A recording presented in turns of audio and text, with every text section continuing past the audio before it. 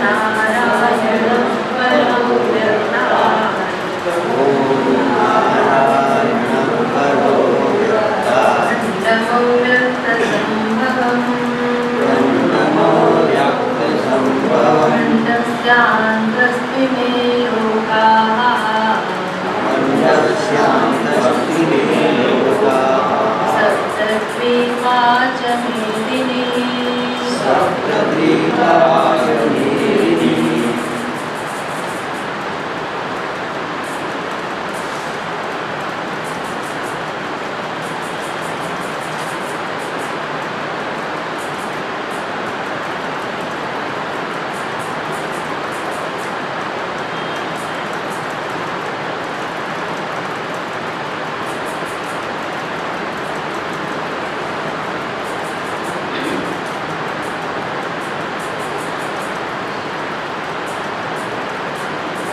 એષા દેવી વિહિતા સાંખ્યે. એષા દેવી વિદા સાંખ્યે. બુદ્ધિર્યોગે ત્વિમાં શૃણુ. બુદ્ધિયોગે ત્વિમાં શૃણુ. બુદ્ધ્યા યુક્તો યયા પાર્થ.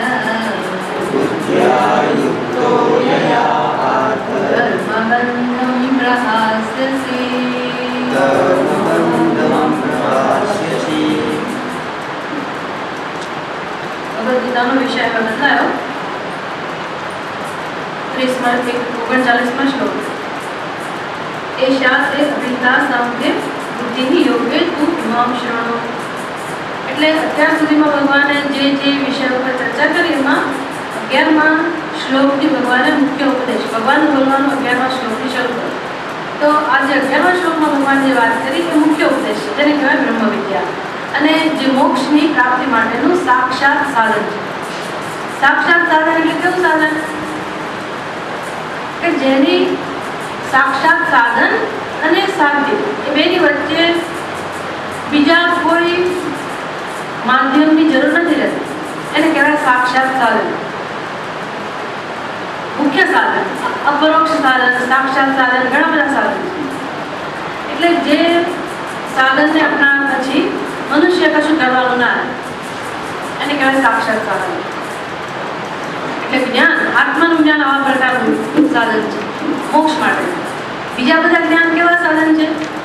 આ તો બહુ સરસ રીતે સમજાવે કે ભાઈ તમે ઋષિકેશ ગયા હો અને પછી ત્યાંની વાનગી ખાધી હોય, ચંદ્રકલા નામની કોઈ વાનગી ધારો કે તમને ખાવા મળી ગઈ, ખબર નથી ને ત્યાંની પાછા માગણી ના કરતા. તો મેં સાંભળ્યું છે કે ચંદ્રકલા નામની વાનગી आप लोगों के देश में होती है तो पता नहीं कहाँ आई होगी. તો મન થયું કે કેવી રીતે ખાવું, જાણી લીધું. રેસીપી બુક લઈ આવ્યા અથવા કોઈને પૂછી લીધું, સરસ બધી રીત તો જાણી લીધું કે વાનગી કેમ બનાય.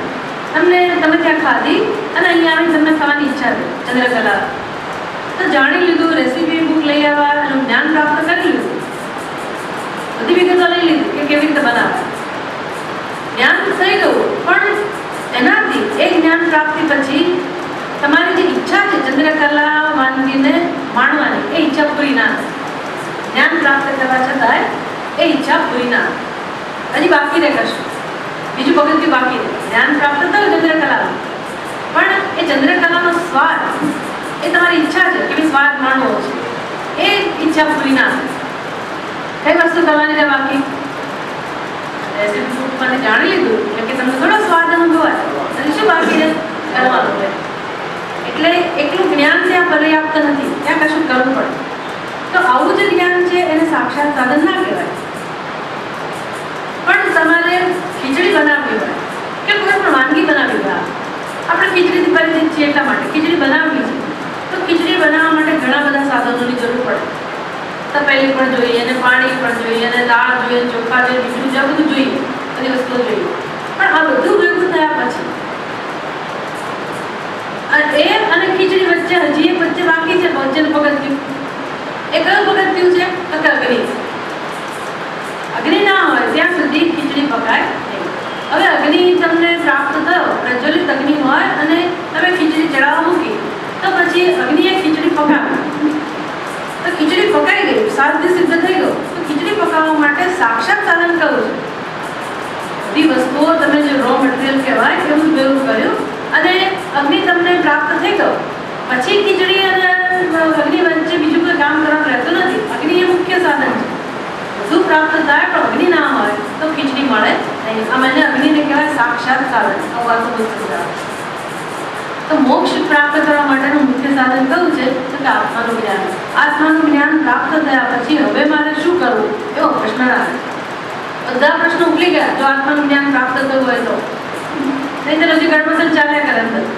હજી આ બાકી છે, પહેલું બાકી છે, કશું કરવાનું જ્યાં સુધી પ્રેશર હોય એનો અર્થ કે હજી આપણને કંઈ સમજ પડી નથી. પડી હોય ના પડી એવું નહીં, પણ જે કામ થવું જોઈએ એ કામ થયું નથી. અજ્ઞાન એવું છે. આત્મજ્ઞાન એટલે બધું સેટલ થઈ જાય. અજ્ઞાન એટલે પરમ સિદ્ધિ. જ્ઞાનથી જ દુઃખમાંથી મુક્તિ મળે. પછી સુખ બાકી રહેવું નહીં. જ્ઞાન શું કરે? અજ્ઞાનને દૂર કરે, દુઃખને દૂર કરે. એટલે દુઃખ દૂર થવું, અજ્ઞાન દૂર થવું એટલે આપોઆપ જ્ઞાન પ્રકાશવાનું છે. અને જ્ઞાન જે છે એ પોતાના સ્વરૂપનું જ્ઞાન છે, પરમાત્માનું જ્ઞાન છે. એ સ્વરૂપને કહેવાય સત્ય સ્વરૂપ. સત્ય અને જ્ઞાન ભેગા થયા એટલે સચ્ચિત અને આનંદ. ત્રીજું જે એનો અંશ છે એ અંશ પણ આપોઆપ આપણા અંતઃકરણમાં પ્રગટ થાય, બુદ્ધિમાં પ્રતિબિંબિત થાય.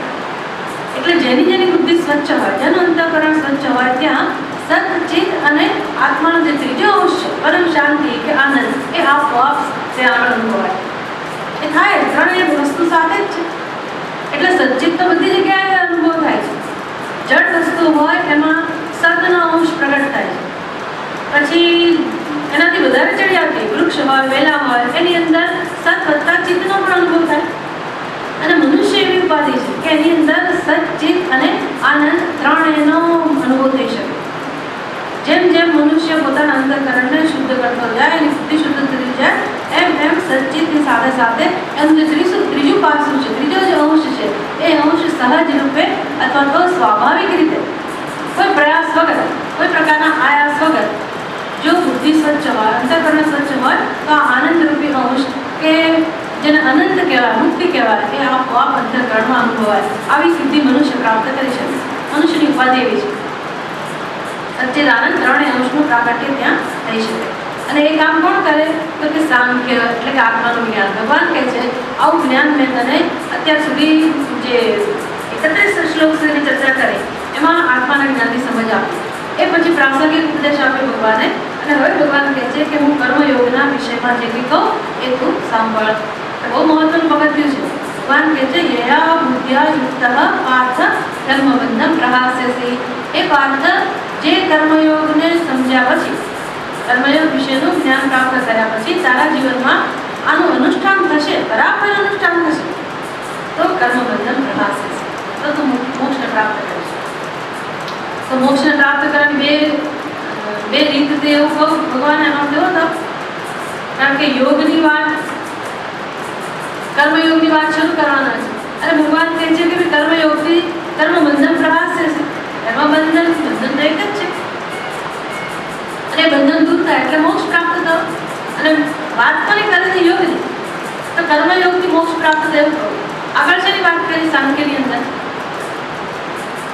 હમણાં સાક્ષાત સાધન કહું, અપરોક્ષ સાધન કહું. આત્માનું જ્ઞાન એ કેવું સાધન છે? તો કે મોક્ષ માટેનું સાક્ષાત સાધન છે. એટલે આત્માના જ્ઞાનથી એ મોક્ષ પ્રાપ્ત થાય અને કર્મયોગથી પણ મોક્ષ પ્રાપ્ત થાય. તો ભગવાન તમે બે વાત કરો છો, બે ઉપાય બતાવો. જ્ઞાન માટે એવું થયું, કર્મયોગથી પણ મોક્ષ પ્રાપ્ત થાય અને આત્માના જ્ઞાનથી પણ મોક્ષ પ્રાપ્ત થાય એવો અર્થ થયો અહીંયા. એટલે શંકરાચાર્યજી ચોખવટ કરી કે ભાઈ ભગવાન આવું કહે, ભગવાનને આવું કહેવાની છૂટ છે. અને કોને કહી રહ્યા છે? તો કે અર્જુનને કહી રહ્યા છે. શા માટે કહી રહ્યા છે? તો કે અર્જુનને જો આ કર્મયોગનું મહત્વ નહીં સમજાય તો પછી એ સીધો જ સંન્યાસ માટે કે સીધો જ જ્ઞાન માટે પુરુષાર્થ કરે તો એને એનાથી મોક્ષ પ્રાપ્ત થવાની સંભાવના નથી. અર્જુનને નથી એટલે કોઈ પણ મનુષ્ય નથી. જો કર્મયોગનું અનુષ્ઠાન ના હોય તો આત્મજ્ઞાન જ શક્ય નથી અને માટે મોક્ષ શક્ય નથી. અને પહેલું પગથિયું કયું છે? ભગવાન કહી રહ્યા છે કે ભાઈ બે માર્ગ નથી મોક્ષને પ્રાપ્ત કરવાના. એક અહીંથી જવા, અહીંથી જવા. એટલે છાપામાં છાપ કરે બધું કે ભાઈ બધા ધર્મો એક જ જગ્યાએ જાય. અનેક દરવાજા હોય પણ તમે ઉપર ચડો એટલે બધું એવું ના હોય. આમાં મંદિર સુધી જાઓ ભલે જુદી દિશામાંથી આવો એટલે વાંધો નથી, એક મંદિરમાં પહોંચ્યા. પણ મંદિર આપણા જે મંદિર છે એમાં તો કેવું છે? એમાં તો એક જ દ્વાર હોય. ભગવાન પાસે જવું હોય કે ના? તો એક જ વાર ખરેખર મંદિર જ કહેવાય. એટલે જ્ઞાન બધા માર્ગેથી મોક્ષ પ્રાપ્ત થાય એવું ના હોય. બધા માર્ગ એક જગ્યાએ ભેગા થાય અને પછી જે માર્ગ શરૂ થાય, આત્મજ્ઞાનનો માર્ગ શરૂ થાય. આ આત્મજ્ઞાન જ તમને મોક્ષ અપાવે. આત્મજ્ઞાનથી જ પોતાના સ્વરૂપનું યથાર્થ દર્શન થાય. એટલે દર્શનનું મુખ્ય સાધન તો છે આત્માનું જ્ઞાન. આવા બે માર્ગ નથી. ભગવાન કહે છે કે આ માર્ગ એક છે, પણ કેવો માર્ગ છે? બે પગથિયા વાળો કહો અથવા બે નિષ્ઠા વાળો કહો. આપણે એક જ દ્રષ્ટાંત છે, ઘણા દ્રષ્ટાંત હોય, પણ એક દ્રષ્ટાંત આપણને સરળ પડે. કહું તો કોલેજમાં જવું છે તો બે હવે જતું રહેવું છે. આ દ્રષ્ટાંત થોડોક જ તમે કામમાં લાગશે. 10મું ધોરણ નીકળી ગયું તો તમે આ દ્રષ્ટાંત ના આપશે. કોલેજમાં જવું હોય તો કોઈ વિદ્યાર્થી 9મા ધોરણમાં છે તો એને તમારે કેવું હોય કે ભાઈ કોલેજમાં જવા માટે 12મું ધોરણ તો આવશ્યક છે જ. કે 12મું ધોરણ તો 12મું ધોરણ પાસ થયા પછી જ કોલેજમાં જવું. તમે જાણો છો નથી જાણો? ખબર છે કે નહીં? કે તમારા જમાનામાં નહોતું એટલે નથી ખબર? ખબર છે ને? 12મું ધોરણ પાસ કર્યા પછી જ કોલેજમાં જવાય. ગ્રેજ્યુએટ થવું હોય તો એ વિદ્યાર્થીએ 12મું ધોરણ પાસ કરવું જ પડે. આપણે એને કહીએ, બધા વિદ્યાર્થીઓને કહીએ કે 12મું ધોરણ પાસ કર્યા પછી જ કોલેજમાં જવાય. પણ હવે જે વ્યક્તિ 9મા ધોરણમાં છે, તમારે એને આગળ રુચિ ઉત્પન્ન થાય 12મા ધોરણ સુધી પહોંચવા માટે, પણ એ 9મું ધોરણ પાસ કરીને 10મા ધોરણને મહત્વ આપે તો પછી આગળ જવાય ને. પણ જવું છે ખરું ગ્રેજ્યુએટ, પણ 10મા ધોરણમાં રસ નથી. એને એમ કહે છે કે હું સીધું 12મું ધોરણની પરીક્ષા આપવા જાઉં તો ચાલે? ના ચાલે. 12મા ધોરણની પરીક્ષા ક્યારે અપાય? 10મું ધોરણ પાસ કર્યું હોય તો 10મું 11મું બધું સમજી જ લેવાનું. પણ બોર્ડનું છે એટલે આપણે એને આવી રીતે ઉપયોગમાં લઈએ છીએ. 10મું ધોરણ પાસ કર્યા પછી 12મા ધોરણમાં જવાય, પછી જ કોલેજમાં જવાય. એટલે આ કંઈ બે માર્ગ નથી કે 10મું ધોરણ 10મું ધોરણ પાસ કરીને તમે કોલેજમાં જાઓ, 12મું ધોરણ પાસ કરીને કોલેજમાં. બે માર્ગ નથી. આ કયો માર્ગ તો? માર્ગ તો એક જ છે, પણ બે પગથિયાં તમારે ચડવા પડે. એટલે અર્જુન માની લો કે 9મા ધોરણમાં છે, આપણે કયા ધોરણમાં? 9મા ધોરણમાં. માની લો કેવું હોય, આપણે માની લેવાની જરૂર નથી. આ તો દરેક મનુષ્યને ઉપયોગી થાય એવું એ રીતે ભગવાન ઉપદેશ આપતા હોય. કોઈ પણ મનુષ્યને જીવનમાં ઉપયોગી થાય. સામાન્યમાં સામાન્ય મનુષ્ય ગમે તે સ્તરે ઉભેલો હોય તો પણ એને આ ઉપદેશ ઉપયોગી થાય એ પ્રકારે ભગવાન સમજાવતા હોય. એટલે ભગવાનની રીત આવી જ હોય. એટલે ભગવાને કહ્યું કે ભાઈ બુદ્ધ્યા યુક્તો યયા કર્મબંધમ પ્રહાસ્યસી, કે અર્જુન કર્મયોગથી પણ મોક્ષ પ્રાપ્ત થશે. એટલે આપણે પહેલા વિદ્યાર્થીને કહીએ કે 10મા ધોરણ પછી પણ કોલેજમાં જવાય. વાત તો સાચી જ છે ને, જવાય તો ખરું ને 10મું ધોરણ પાસ કર્યા પછી. પણ વચ્ચે તમે 12માની વાત ના કરો. હમણાં એને શું કહો? 10મું પાસ કરવું પહેલાં. તારે કોલેજમાં જવું છે ને, 10મું પાસ કર. 10મું પાસ કરી છે એટલે કોલેજમાં જવાશે. પછી આપણા મનમાં તો ખબર છે જ કે એકવાર 10મું ધોરણ પાસ થઈ ગયું વિદ્યાર્થી, પછી એને 12મામાં લઈ જઈશું, 12મું પાસ થશે અને પછી કોલેજમાં જવાશે. આપણા મનમાં ખબર છે. પણ સામી વ્યક્તિને આપણે શેનું મહત્વ આપીએ છીએ? 10મા ધોરણ. એમ ભગવાન જાણે છે કે મોક્ષ પ્રાપ્ત કરવો હોય તો આત્મજ્ઞાન એક જ ઉપાય છે. પણ આત્માનું જ્ઞાન થાય ક્યારે? જ્યારે અંતઃકરણ શુદ્ધ હોય ત્યારે, આત્મામાં રુચિ હોય ત્યારે, આત્માના જ્ઞાન માટે વ્યક્તિ તૈયાર થઈ હોય ત્યારે. વ્યક્તિ તૈયાર થઈ છે એના પછી ખબર પડે તો કે બીજી બધી જંજાળ હવે જેના મનમાંથી જતી રહે. હવે મસ્ત જીવન જીવે છે, વૈરાગ્યપૂર્વકનું જીવન જીવે છે, શાંતિનું જીવન જીવે છે. હવે કોઈ દુનિયાની ખટપટમાં જેને રસ નથી, ભગવાન સિવાય હવે જેનો કોઈ આધાર નથી, આવો જે માણસ બન્યો છે, જે ભક્ત બન્યો છે, યોગી બન્યો છે, ખરા અર્થમાં જેને વૈરાગ્ય પ્રાપ્ત કરેલો છે અને જ્ઞાનમાં જેને સહજ રીતે રુચિ જન્મી છે, એવો જ માણસ પોતાના સ્વરૂપને યથાર્થ રૂપે જાણી શકે. આ તો શરત છે, એમાં કોઈ બે મત નથી. આમાં ક્યાંય ભગવાન આમ જરા તમને ગ્રેસના માર્ગ આપે. ગ્રેસના માર્ગ એટલે જરાક ખૂટતું હોય કેમ ચડાવી દો તમે, એવું ના હોય. આમાં ભગવાન તો બહુ પાકો છે, તમને બરાબર એ પાકો છે ને આપણને પાકા બનાવે. જેમ પેલા મહારાષ્ટ્રના સંતો બધા બેઠા હોય ને મુક્તાભાઈ બધાના માથા મારે ને એના ભાઈઓના માથા ટકોરા મારે નક્કી કરે કોણ કેટલું પાકું છે કોણ કેટલું. તો જ્ઞાનદેવ જેવાને કહી દીધું એને કે તું કાચો છે. ક્યારે કીધું હશે? તે જાણતા હશે કે કંઈક બાકી છે અને હતું જ એવું. એટલે ભગવાને એવો જ છે, પોતે પાકો અને આપણને પાકા બનાવે, પછી આપણને દર્શન આપે. આ એની શરત છે. એટલે એવા પાકા બનવું એટલે શું? કોણ પાકું બની શકે? તો કે જેણે જીવનમાં બહુ જ પ્રેમથી, બહુ જ આદરથી કર્મયોગનું અનુષ્ઠાન કર્યું. કર્મયોગનું અનુષ્ઠાન એટલે સંપૂર્ણપણે પરમાત્માને આશ્રિત પોતાનું જીવન. આમાં આપણી સમજદારીને કોઈ લેવા દેવા નથી. કર્મયોગમાં કેટલું તમે ભણ્યા, કેટલા ઉપનિષદ ભણી નાખ્યા, ગીતાજીના કેટલા મંત્રો, કેટલા શ્લોકો મળે છે, કેટલા અધ્યાય મળે છે, કેટલી વાર ગીતા ભણી ગયા, કેટલી વાર ઉપનિષદ, એને કોઈ સંબંધ નથી. એ તો જે સ્કૂલમાં ટીચર હોય કે કોલેજમાં લેક્ચરર હોય ને, એને કઠોપનિષદના મંત્રો મળે હોય અને બહુ સુંદર છણાવટ કરી શકે. એટલે એનો અર્થ એવો નહીં કે આત્મજ્ઞાન માટે એ મનુષ્ય અધિકાર છે. અને કોઈ માણસને સંસ્કૃત વાંચતા પણ ના આવડતું હોય, કશી ખબર ના પડતી હોય, કશું યાદ ના રહેતું હોય, અને છતાંય આત્મજ્ઞાનનો અધિકારી હોય એવું બને. એટલે ભગવાન કોને આત્મજ્ઞાનનો અધિકારી કહે છે? તો કે જેણે અંતઃકરણ શુદ્ધિ રૂપી સિદ્ધિ પ્રાપ્ત કરેલી છે.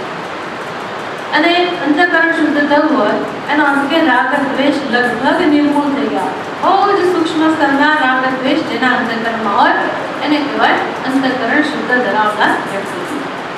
એ વ્યક્તિત્વ જુદા પ્રકારનું હોય.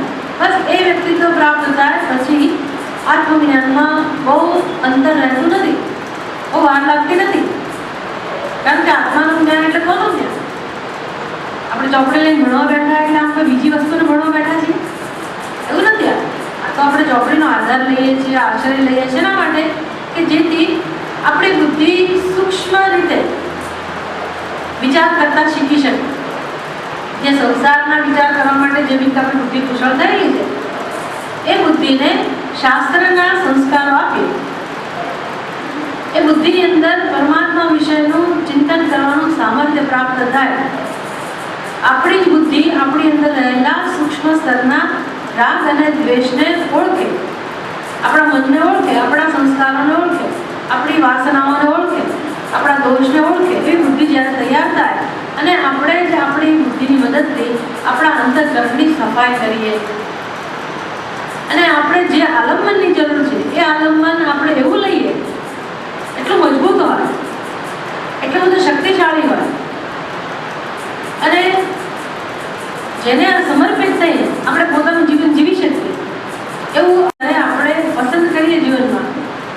એટલે સહજ રીતે સંસારમાં રહેલી આસક્તિમાંથી છૂટી સંસારમાં રહેલા આલંબનો એનો નામ જ આસક્તિ.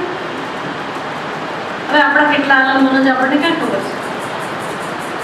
કારણ કે ઘરમાં બધું બરાબર હોય, સમય થાય એટલે ચા મળી જાય, સમય થાય એટલે સવારનું ભોજન મળી જાય, સમય થાય એટલે બપોરનું નાસ્તો પાણી મળી જાય, સમય થાય એટલે સાંજનું ભોજન મળી જાય. એટલે મુખ્ય જરૂરિયાત તમારી પૂરી થઈ ગઈ. ઘર છે એટલે રહેવાની જરૂરિયાત પૂરી થઈ ગઈ. પણ ખબર ના પડે કે આ બધું આલંબન છે આપણી પાસે. એટલે આલંબન છોડી દેવા એવું નહીં, પણ માની લો કે આવા આલંબન ના હોય તો મારી શું હાલત થાય? માની લો કે પરિવારના સભ્યો ના હોય, કોઈ તમારી સાથે હોય નહીં તો શું હાલત થાય? કોઈ દિવસ વિચાર કરો, આપણે એકલા જ રહેતા હોઈએ તો શું હાલત થાય? માની લો કે લંચ ના મળ્યું તો શું થાય? માની લો કે બીમાર પડ્યા તો શું થાય? એટલે અત્યારે આપણને એવી ચિંતા નથી, કારણ કે બધું પરફેક્ટ છે, આપણે વ્યવસ્થિત સરસ ગોઠવેલી છે અને બધા આલંબનો એટલા બધા આપણે સરસ રીતે ગોઠવી લીધેલા છે ને એટલે ભગવાનની બહુ જરૂર ના પડે. સવારથી સાંજ ક્યાં પડી ગઈ ખબર ના પડે. ભગવાનનું આપણે આખા દિવસમાં એકે વાર સ્મરણ ના કરીએ તો ચાલે. આવું છે કે નહીં? સ્મરણ કરતા જુદી વાત છે, પણ માની લો કે સ્મરણ ના કરો તો ચાલે ખરું. આપણે કે ભગવાનની બહુ જરૂર ના પડે, કારણ કે આપણા આલંબનો આપણે આપણી રીતે લીધેલા છે. પણ માની લો આવું એકે આલંબન ના અને આપણે જીવતા હોઈએ, શાંતિથી જીવી શકીએ એવું બને? આ બધા વગર જીવી શકાય? પૂછો. એટલે બહારથી ભલે આલંબન લીધા હોય પણ અંદરથી આવું ચિંતન કરતા કરતા આપણે એવું એક આલંબન શોધી શકીએ પરમાત્મા રૂપી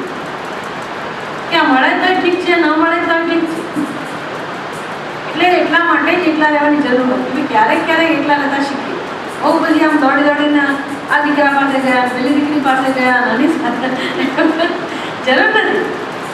ભગવાન આપણને એની અનુકૂળતા કરી આપે એકલા રહેવાની, તો શાંતિથી ભજન કરવું. નહીં તો ભજન નહીં થાય, બીજું બધું થશે. તમે એમ કહો કે ભાઈ અમારા દીકરા દીકરીઓ પાસે નહીં જવાનું, જવાની ના નથી, પણ ભક્તિ કરવી હોય, આપણે આપણી ચકાસણી કરવી હોય કે આપણા આલંબનમાં આપણે જેટલા આલંબનો લીધેલા છે એમાં પરમાત્માનું સ્થાન ક્યાં છે, એ ચકાસણી કરવી પડે કે ના કરવી પડે. આપણે એકલા હોઈએ અને પછી આપણો આધાર પરમાત્મા જ છે તો આપણે સમજી શકીએ તો ખરો છે. બાકી બીજાના આધારે રહેતા તો સૌને આપણે નવાઈ શું કરવું. કોઈ છોડી દેવાની જરૂર નથી, પણ વચ્ચે વચ્ચે થોડુંક આપણા જીવનમાં એવી એક જીવન નીતિ હોવી જોઈએ કે કોઈના આલંબન વગર આપણે સવારથી સાંજ સુધી બહુ સ્વસ્થ ચિત્તે પરમાત્માનું સ્મરણ કરતા કરતા આપણા સાધનનું અનુષ્ઠાન કરી શકીએ, એકલા જીવી શકીએ. ખ્યાલ રહેવું જરૂરી નથી, પણ માની લો કે એવી જગ્યાએ ગયા અને જમવાનું ના મળે તો પછી અંદરથી ખબર પડે કે આપણે કેટલું આલંબન લીધેલું છે ભગવાન, કેવી આગળ વધીએ છીએ. એટલે આ બધી સાધના છે. તમે એમ ના માનતા કે આ બસ થોડુંક ભણી લીધું એટલે આપણને મોક્ષ મળી જાય, કારણ કે ઘરમાં બધું સલામત છે અને વાંચીએ છીએ એટલે આપણને એમ કે આપણે બરાબર જ છીએ બધી રીતે. પણ ખરી તો વસ્તુ ભગવાન અહીંયા સમજાવી રહ્યા છે કે અર્જુન આ કર્મયોગથી શું થાય તો કે મારું આલંબન મજબૂત બનતું જાય જીવનમાં અને બીજા આલંબનો છૂટતા રહે. એટલે એવું કંઈક અંદરથી પરિવર્તન આવે તો આપણે સમજી શકીએ કે આપણા જીવનમાં ભગવાનનું આલંબન પણ છે. પહેલાં એવું હોય કે બીજા આલંબનો પણ હોય અને ભગવાનનું આલંબન ઉમેરાય. એમ કરતાં કરતાં એવું થાય કે ભગવાન જ આલંબન બની જાય અને બીજા બધા આલંબનો દેખાવ કરતા રહે. એની બહુ જરૂર ના હોય, અંદર કે દમ ના હોય. આપણે સાથે રહેતા હોઈએ, બધાનો આધાર લઈએ, પણ આપણે એના જ આધારે જીવતા હોઈએ એવું ના હોય. એટલે બીજા બધા ધર્મોમાં બહુ સરસ નિયમો છે. જૈન ધર્મમાં કે બીજા સંપ્રદાયો જે છે બધા બહુ કડક નિયમો છે કે કેવી રીતે વૈરાગ્ય કેળવવું, કેવી રીતે અનાસક્તિ કેળવવી અને કેટલી તપશ્ચર્યા, વ્રત, તપશ્ચર્યા, વૈરાગ્ય બધાના આધારે પોતાના વ્યક્તિત્વને તૈયાર કરવું. એટલે સાધના જેને કહેવાય સાધના આપણા જીવનમાં આવી જોઈએ. એટલે ભગવાને ખાસ તો અહીંયા પ્રશંસા કરી કર્મબંધનમાંથી છૂટવાની, યોગની પ્રશંસા કરી. એવું નહીં કે યોગથી કર્મયોગથી સીધો મોક્ષ મળી જાય, પણ કર્મયોગથી અંતઃકરણ શુદ્ધિ, અંતઃકરણ શુદ્ધિ થયા પછી આપણને જ્ઞાનમાં રુચિ જન્મે. અંતઃકરણ શુદ્ધિનું કારણ એટલું જ છે. અંતઃકરણ શુદ્ધિ શું કામ ભગવાન આટલું બધું મહત્વ આપે છે કે જેથી આપણો બધો જ સમય એક જ પ્રવૃત્તિ માટે હોય. સાધકનો બધો જ સમય એક જ પ્રવૃત્તિ માટે હોય. શાસ્ત્રનું શ્રવણ, મનન અને નિધ્યાસ. આપણે કેટલો સમય શ્રવણ કરીએ છીએ, કેટલો સમય મનન કરીએ છીએ, બધું જોવાનું. રોજ રોજ એવું નહીં કે ભાઈ આજે રક્ષાબંધન છે ભાઈ ચલો ભૂલી જાય. લોકો સ્વયંભૂ રજા પાછળ કરે. આપણે પૂછીએ ખરા કે ભાઈ કેટલા લોકોને રજાની જરૂર છે, તો બોલે નહીં કે ભાઈ હા તમે રજા આવો. આપણે પૂછ્યું હતું કે ભાઈ તમારો શું કાર્યક્રમ છે મને કહો, કારણ કે મને ખબર ના પડે. રક્ષાબંધન એટલે આપણને એમ કે સવારે મોટે ભાગે બધું હોય, પણ અને નાના લોકોને કદાચ વધારે હોય, બધાને હોય, પણ સવારે બધું પતી જાય, સાંજે બધા ફ્રી હોય છે અને આપણે બહુ રજાઓ પડે છે. એટલે આપણે પૂછ્યું કે શું કહું, તો કોઈ બોલ્યું જ નહીં. એટલે હવે લોકોને એની રીતે વ્યવહાર કરતા આવડી ગયો કે ભાઈ અમારે રજા અમારે નથી આવું, તમે નહીં આવો, પૂરું થઈ આવું છે. એટલે ના આવે ના આવે, લોકોને સ્વતંત્રતા જ છે, એમાં કોઈ કહેતા જ નથી. આ તો દ્રષ્ટાંત આપ્યું કે ભાઈ આપણા જીવનમાં શ્રવણ, મનન અને નિધિધ્યાસ જે મુખ્ય જ પ્રવૃત્તિ હોય તો પછી આ બધાની સાથે કેમ સમાધાન કરવું, બીજા બધા વ્યવહારની સાથે કેવી રીતે ગોઠવણી કરવી, બધું અંદરથી થવું જોઈએ ને આપણને. કોઈ પણ વ્યવહાર હોય, કોઈ પણ કર્મ હોય, પણ આ શ્રવણ કરતા ચડિયાતું છે, મનન કરતા ચડિયાતું છે. અને આપણે કે શ્રવણ, મનન, નિધ્યાસન જુદા વિભાગ નથી કરતા કે અત્યારે તમે શ્રવણ કરો પછી તમે થોડાક દિવસ મનનમાં કાઢો અને પછી થોડાક દિવસ વળી નિધ્યાસનમાં, એવું નથી. આપણે તો શ્રવણ દરમિયાન જ મનન થતું હોય મનન દરમિયાન જ નિધિધ્યાસન. જુદો ક્યાં સમય છે? સમય હોય તો કહીએ ને કે તમે મનન પણ કરો. ઘરે ગયા એટલે પાછું એમને ચાલુ બધું જે કંઈ કામ હોય. એટલે આપણે તો બધું અહીંયા જ થતું હોય છે. એટલે આ ક્લાસની અંદર જ બધી પ્રવૃત્તિઓ શ્રવણ, મનન, નિધિધ્યાસન, દર્શન, ધ્યાન, સમાધિ બધું થઈ શકે. બધું જ થઈ શકે એવી વ્યવસ્થા આપણા ક્લાસની અંદર હોય છે. શ્રવણમાં રુચિ જન્મે એટલા માટે અંતઃકરણ શુદ્ધિની જરૂર છે. જો બીજી વસ્તુ મહત્વની હોય તો બહુ સરસ રીતે સમજાઈ ગયું વ્યક્તિને પોતાને કે ભાઈ હજી અમે શ્રવણ માટે એટલા તૈયાર નથી. તમે તામ બુદ્ધિ સ્ફૂર્તિ પ્રરોચનાર્થમ અર્જુન રુચિ જન્મે એટલા માટે ભગવાને કર્મયોગની પ્રશંસા કરી. એટલે એવું નથી કે ભગવાન બે વસ્તુ કહી રહ્યા છે કે જ્ઞાનથી પણ મોક્ષ પ્રાપ્ત થાય અને કર્મયોગથી પણ મોક્ષ પ્રાપ્ત થાય એવું ભગવાન નથી કહી રહ્યા. ભગવાન માત્ર સમજાવી રહ્યા છે કે જે વ્યક્તિ જ્યાં હોય એને અનુરૂપ સાધન મહત્વનું હોય. આગળ કહે છે કિંચન અન્યતર. ખબર છે કયા પાના પર છે? 56મા પાના પર. 39મો શ્લોક પૂરો થયો. આપણે એનું ભાષ્ય ગયા ક્લાસમાં કરી લીધું. આગળ કિંચન્યતર એટલું જ નહીં, હવે બધા યોગ વિશે કિંચન્યતર એટલે હજી આગળ કહે છે. હજી ઘણું કહેવાના છે ભગવાન. આ તો વિષય બદલાયો એટલે અર્જુનને પણ ધ્યાનમાં આવે. નહીંતર અર્જુન સમજે કે ભાઈ આ તો બધી એક જ વાત ચાલે છે. એટલે ભગવાન વિભાગ પાડીને કહે તો આપણને સમજાય કે આ વાત તો સાચી છે. આત્મજ્ઞાનની વાત પૂરી થઈ અને કર્મયોગની વાત હવે શરૂ કરે છે. કર્મયોગ વિશે સાંભળે ક્યારે અર્જુન? ક્યારે સાંભળે કર્મયોગ વિશે? જ્યારે કર્મયોગનું મહત્વ સમજાય ત્યારે. કર્મયોગનું મહત્વ ક્યારે સમજાય? ભગવાન પ્રશંસા કરે તો. આપણે પ્રશંસા કરીએ તો મહત્વ ના સમજાય. આપણે ક્યારે સમજાય મહત્વ? ભગવાન પ્રશંસા કરે ત્યારે. એટલે ભગવાને એની સ્તુતિ કરી કે એનાથી મોક્ષ પ્રાપ્ત થશે કર્મથી, કર્મયોગથી. માટે અર્જુન એના વિશે તો સાંભળે. હવે ફાયદા કહે છે કર્મયોગના. દેહા વિક્રમનાશોસ્તિ પ્રત્યવાયો ન વિદ્યતે સ્વલ્પમપ્યસ્ય ધર્મસ્ય ત્રાયતે મહતો વરાત. આ શ્લોકો, આ સળંગ, આ બધા શ્લોકો બહુ જ મહત્વના છે. એટલે એક જ શ્લોકની અંદર ભગવાન સમગ્ર કર્મયોગનું જે ફળ છે એ કહી રહ્યા છે. બહુ યાદ રાખવા જેવા છે કે આપણા જીવનમાં આપણને ખબર પડે કે આપણે શું કરવું અને જીવન શેના માટે છે.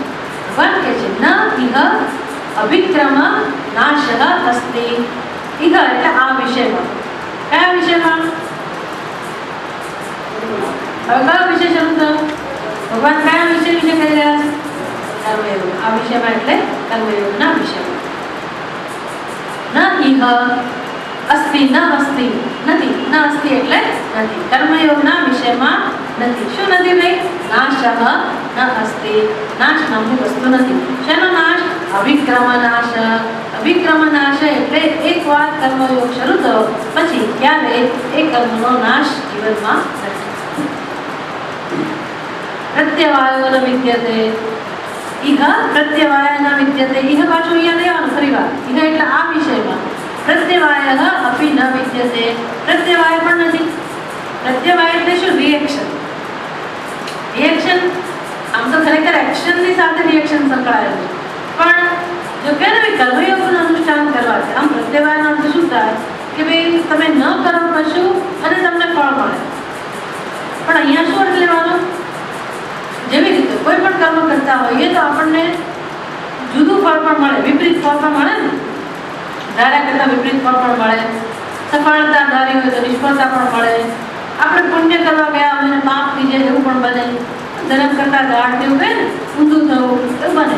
ભગવાન કહે છે આમાંની એક પણ વસ્તુ કર્મયોગની અંદર શક્ય નથી. એટલે સલામતી ભરેલો માર્ગ છે. કર્મયોગ એટલે કેવો માર્ગ છે? કયું કર્મ છે? ભગવાન કહે છે જેમાં સંપૂર્ણપણે મનુષ્ય સલામત છે. કોઈ ચિંતા નથી કે આમાં મને પાપ લાગશે કે નહીં. લોકોને બહુ કપડાટ હોય કે ભાઈ આ અમે નવા લોકો જ્યારે શીખતા હોય ને તો પૂછે આપણને ગીતાના શ્લોકોનું બોલીએ પણ અમારાથી ભૂલ પડે તો વાર લાગે. શંકર ભગવાનનું અમે નામ લઈએ તો અમારાથી ના લેવાય, બહેનોથી ના લેવાય, પાપ લાગે, આમ ના થાય તો બહુ ગીતા હોય બિચારા. એટલે એનો ડર કંઈ ખોટો પણ નથી, કારણ કે વેદના જે મંત્રો છે, વેદના મંત્રો માટે બહુ સ્પષ્ટ નિયમો છે કે એ મંત્રો જો તમે શીખ્યા ના હો, પદ્ધતિસર શીખ્યા ના હો અને બોલો તો એમાં પાપ લાગે, એમાં દોષ લાગે. પણ આપણે જ્યારે નિષ્કામ કર્મની ભાવના, ભગવાનની આરાધના કરવાની ભાવનાથી ગીતાના સરળ શ્લોકો, શ્રુતિના શ્લોકો આપણે બોલતા હોઈએ, વેદના મંત્રો નહીં, શ્રુતિના મંત્રો એટલે સ્મૃતિના મંત્રો કહો, ભગવદ્ ગીતાના મંત્રો બોલતા હોઈએ, વિષ્ણુ સહસ્ત્ર નામ બોલતા હોઈએ કે બીજો કોઈ પાઠ કરતા હોઈએ જ્યાં કેવળ ભગવાનની પૂજાની જ ભાવના હોય તો એવા પાઠની અંદર ક્યારે દોષ ના લાગે. એવો નિયમ છે. અને આપણે પછી બહુ ઊંચી વસ્તુ જે નથી આવડતી શું કામ પસંદ કરવી જોઈએ, અને જેમાં આપણો અધિકાર ના હોય ને શું કામ પસંદ કરીએ. શ્રી રામ જય રામથી પણ ભગવાન મળતા હોય, ઓમ નમઃ શિવાયથી પણ ભગવાન મળતા હોય તો ગાયત્રી મંત્રનો આપણે આગ્રહ રાખવાની જરૂર નથી, કારણ કે એ મંત્રમાં જેનો અધિકાર હોય, વેદ જેને કહેતા હોય એ બોલે, અને એનું પદ્ધતિ હોય તે પદ્ધતિ પ્રમાણે બોલાય તો વાંધો નથી. હવે તમે સહના હો તો સહના બોલો તો તદ્દન ખોટું બોલો તો દોષ લાગે.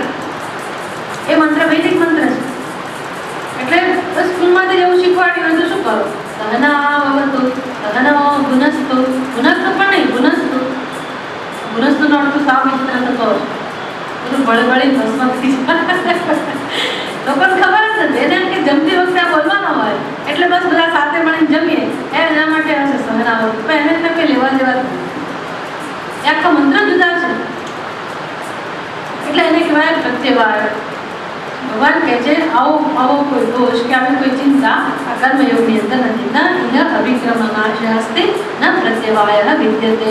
વળી પાછું સ્વલ્પમ અપી અસ્ય ધર્મસ્ય, સ્વલ્પમ અપી જરાકમસ્તુ અસ્ય ધર્મસ્ય, આ કર્મયોગનું થોડું કમસ્તુ પણ અનુષ્ઠાન મનુષ્ય કરે તો મહતો ભયા રાયતે. ભગવાન કહે છે આ ધર્મ મનુષ્યને મહાન ભયમાંથી ઉગારી લે છે.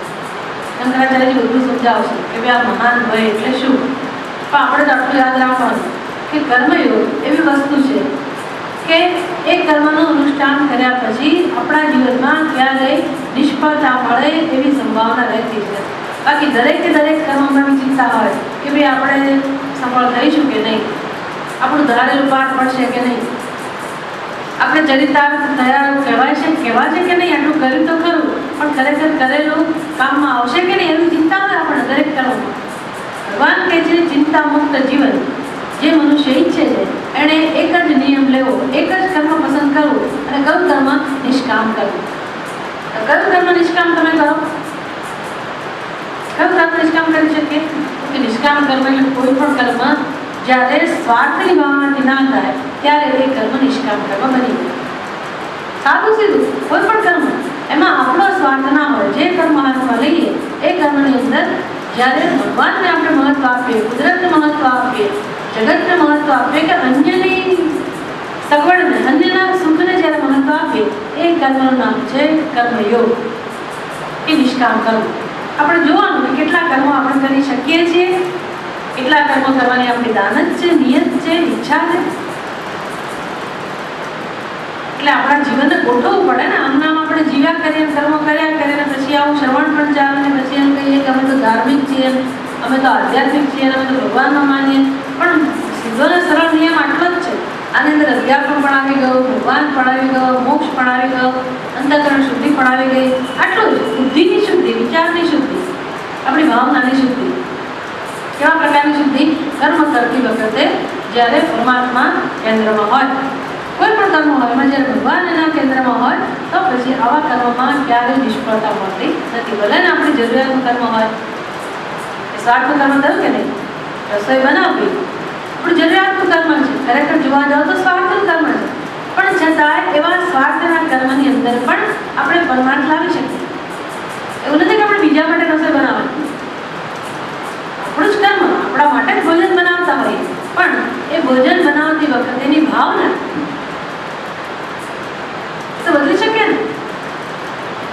કે આ ભોજન હું જ એકલી ખાઉં કે મારા જ ઘરના ખાય એવું જરૂર નથી.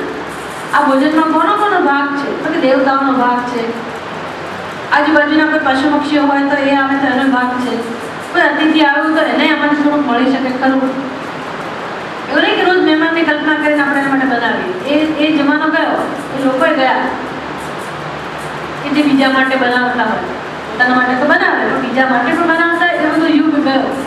હવે તો આપણને પૂછે ભાઈ તમે કેટલી રોટલી જમશો, પપ્પા તમે કેટલી રોટલી ખાશો, મમ્મી તમે કેટલી રોટલી ખાશો, એમ ઘણી ઘણી રોટલી બનાવે શું ધર્મ કરવાના હતા? એનાથી શું દાન થવાનું? કશું નહીં. મને કહે કે ભાઈ અમે તો કશું બગાડ થાય એવા નથી માનતા. બગાડ થાય જ નહીં. તમે એક કાકડાની ગાયની રોટલી ગણી ના બગાડ ગણી દીધું ને તમે કે ભાઈ આ એક અગ્નિ દેવતા માટે, આટલું ગાય માટે, આટલું અતિથિ માટે. કોઈને પણ યાચક તો હંમેશા આવે જ. યાચક એટલે ભિક્ષુક. એક ભિક્ષુક માટે ઘણા લોકો ત્યાં નિયમ જ હોય, સૌરાષ્ટ્રમાં નિયમ જ હોય કે રોજ સમય થાય એટલે યાચક આવે જ. ના હવે એવું બને જ નહીં. અને સાંજે ઘરે પેલા પાછા જતા હોય છે, દાંતણ વેચતા હોય ને બધા લોકો જે પોતાનું કામ કરતા હોય ને એ લોકો ઘરે જાય ત્યારે બૂમો પાડતા પાડતા નીકળે દરેક સોસાયટીમાં. એટલે તમને ખબર છે કે સાંજે આ માણસ આવવાનો છે, તો જે કંઈ વધ્યું હોય તમે આપી શકો કે ના આપી શકો? ફેંકવાનો ક્યાં વારો આવ્યો? કોઈ દિવસ બગાડ થયો તો બને જ નહીં, પણ અંદરની ભાવના બદલાઈ ગઈ, માણસ બદલાઈ ગયો હોય. એટલે હવે તમે આવી ચર્ચા ના કરી શકો. આપણે એમ કે વેદાંતની ચર્ચા કરવા જેવી નથી અને આ કર્મયોગ એનાથી બહુ દૂર છે. આ તો ધર્મ છે. જેમ યજ્ઞની વાત કરે ને ભગવાન ત્રીજા અધ્યાયની અંદર કે મનુષ્યનો ધર્મ છે. આ અધ્યાત્મ પછી આવે, મોક્ષ તો પછી આવે, વેદાંત તો પછી આવે, પણ આ નાનામાં નાના મનુષ્યનો ધર્મ છે. દરેક મનુષ્યનો ધર્મ છે કે પોતાના જીવનમાં બીજાને પણ સ્થાન હોય. અને અહીંયા તો ભગવાન નિષ્કામ કર્મની વાત કરે છે કે આપણે દ્રષ્ટાંત આપ્યું. રસોઈ કહો, કોઈ પણ કામ કહો, અથવા ગમે તે વ્યવહારની અંદર, કોઈ પણ વ્યવહારની અંદર જ્યારે આપણે બીજાની અનુકૂળતા, બીજાને સુખતા એવું જોતા શીખીએ, આપણે બુદ્ધિને એવી રીતે આપણે તૈયાર કરીએ અને એમ કરીને આપણી ભાવનાઓ બદલાય, વિચારો બદલાય, તો પછી પરમાર્થનું બીજ રોપાય અને તો પછી આપણે ભગવાનને પ્રિય બનતા જઈએ. તો પછી આપણા કર્મની અંદર આનંદ આવે. આપણે જે કર્યું ને એનાથી આનંદનો સંચય થતો જાય. પુણ્ય માટે નથી કરવાનો. આપણા કર્મ દ્વારા ધીરે ધીરે આપણને વર્તમાનમાં જ સંતોષ કે તૃપ્તિનો આનંદ થતો જાય. એનામાં જ ભગવાનનો અનુભવ. ભગવાનનો અનુભવ બીજો કયો હોય મને કહો? આંખો બંધ કરી તમે સમાધિમાં જતા રહો અને તમને ભગવાનનો અનુભવ થાય. એ ભગવાનનો અનુભવ આપણે શીખીએ છીએ. કયો અનુભવ? પેલો અનુભવ એ કરાય કરવો હોય તો એ ના નથી, એ અનુભવ પણ માણસ કરી શકે. પણ રોજ રોજ આપણે સવારથી સાંજ સુધી શું કામ આપણે આપણા જીવનની એક એક ક્ષણને નકામી જવા દઈએ? ચિંતામાં કે ઝઘડામાં કે કંકાસમાં કે પાપ પુણ્ય ઊભું કરીએ એવા કર્મમાં, કોઈને દુઃખ ઉત્પન્ન થાય એવો આપણો વ્યવહાર, એવું શું કામ કરીએ? ભગવાનનું દર્શન એટલે આપણા જ અંદરથી આપણને પરમ તૃપ્તિનો અનુભવ જ્યારે જ્યારે થાય, જે કર્મ દ્વારા થાય એનું નામ છે ભગવાનનું દર્શન. અને રોજ કરતા મને આવડી જાય તો બીજું મને શું જોઈએ? બીજા કોઈની પાસેથી આપણને અપેક્ષા પણ ના રહે અને બીજી મોટી મોટી યોજનાઓ કરવાની પણ ના રહે. અને ભવિષ્યમાં ક્યારેક મને મોક્ષ મળશે, ક્યારેક ભગવાનનું દર્શન થશે એવું ના રહે. એટલે સમજ્યું માણસ તો આટલું તો નક્કી કરી જ લે પોતાના જીવનમાં કે ભાઈ આપણું જીવન ભગવાનના ભજન માટે જ છે. પરમાત્માના ભજન સિવાય બીજા કોઈ કર્મની આવશ્યકતા છે જ નહીં. કોઈ પણ કર્મ ભગવાનનું ભજન બની શકે અને એ મને આનંદ આપી શકે અને મને ગમે છે ને મારે આવું જીવન જીવવું છે. પછી હું જ્યાં પણ રહું હોય, ઘરમાં રહું કે ઘરની બહાર, જ્યાં પણ પરિવારના સભ્યો સાથે રહો કે ના રહો, એ બધું મહત્વનું નથી. પણ ઘરમાં જેટલા સભ્યો હોય એ સભ્યોને અનુકૂળ થવું, એ સભ્યોને સુખ શાંતિ મળે. એ સભ્ય કોઈ પણ કેમ ના હોય. હવે તો એ સભ્યોમાં તમારે એવું પણ ના કહેવાય કે આ પત્ની છે ને આ સાસુ છે ને આ પુત્ર વગેરે એવું પણ ના રહે. સાધક એટલે સાધક પૂરું થઈ ગયું. હવે સ્ત્રી પુરુષ એ બધી દ્રષ્ટિ પણ જતી રહે.